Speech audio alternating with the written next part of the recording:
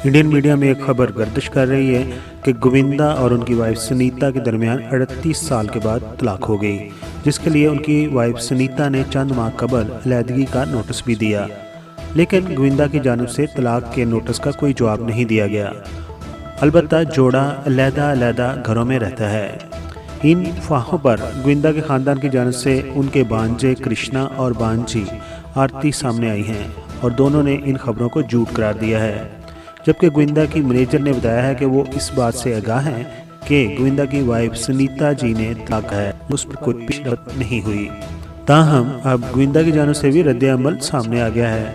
गोविंदा ने बताया है कि उनकी अहलिया के साथ सिर्फ कारोबारी बातचीत हो रही है, इसके अलावा उनसे कोई बातचीत नहीं हो रही। अदाकार गोविंदा ने मजीद कहा है कि वो इस वक्त अपने नए फिल्मों के प्रोजेक्ट्स पर काम कर रहे हैं और तमाम तवज्जो उसी पर मरकूज रखे हुए हैं। इंडियन मीडिया के मुताबिक जो मसाइल दोनों के दरमियान आए हैं वो ख़ानदान के कुछ अफराद के मुतज़ाद बयानात की वजह से हैं। ये बताते चलें कि गोविंदा की वाइफ सुनीता आहूजा ने एक हालिया इंटरव्यू में कहा था कि वो अपने बच्चों के साथ अलग अपार्टमेंट में रहती हैं क्योंकि गोविंदा अपने बंगले में रहते हैं। ताहम जब सुनीता से तलाक के बारे में सवाल किया गया तो उन्होंने जवाब दिया कि मुझे गोविंदा से दे, हम बहुत खुश हैं और मैं कभी भी अपने ख़ानदान को टूटने नहीं दूंगी।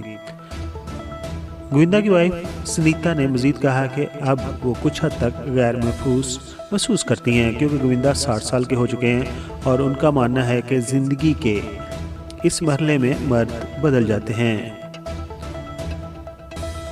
अलबत्ता साथ ही उन्होंने ये भी अपनी इंटरव्यू में ऐड कर दिया कि अगले जन्म में मैं नहीं चाहूँगी कि गोविंदा मेरे शोहर हों।